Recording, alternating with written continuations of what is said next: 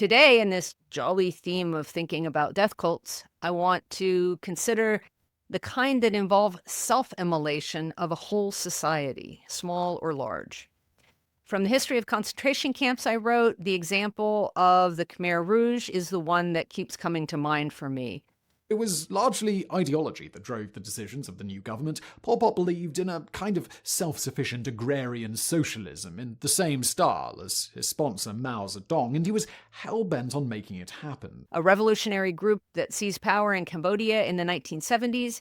One of the first things that the Khmer Rouge did was empty the cities of Cambodia, sending the urban population into the countryside to work on collective farms. When they reached these farms, individuals were told to write a short essay about themselves, their life, what they believed, and what they had done before the Khmer Rouge came to power. The Khmer Rouge committed themselves to a radical and complete restructuring of Cambodian society to forcibly return people to manual labor and subsistence agriculture. A tiny minority with technical skills were sent back to the cities for industrial work. Those who were considered elites or had been involved in the previous governments were often immediately killed or sent to labor camps. They did it in such a way that the government sparked a genocide of its own people through violence and starvation, wrecking the country.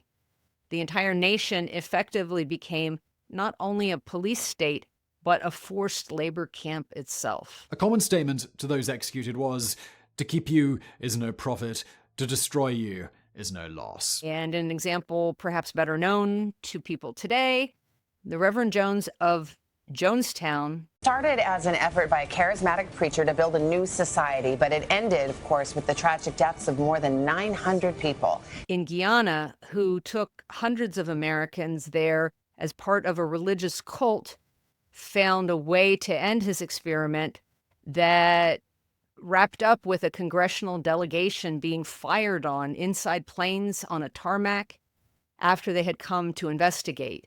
He's convinced himself that he is some sort of superhuman martyr. More than 900 of his followers would die after being given a fruit drink laced with cyanide. We know from autopsies conducted later that a considerable number of people were held and forcibly injected with the poison. None of this is to say that the U.S. is in the midst of a genocide that will take a quarter of its population, or that troops will begin firing at airplanes filled with civilians.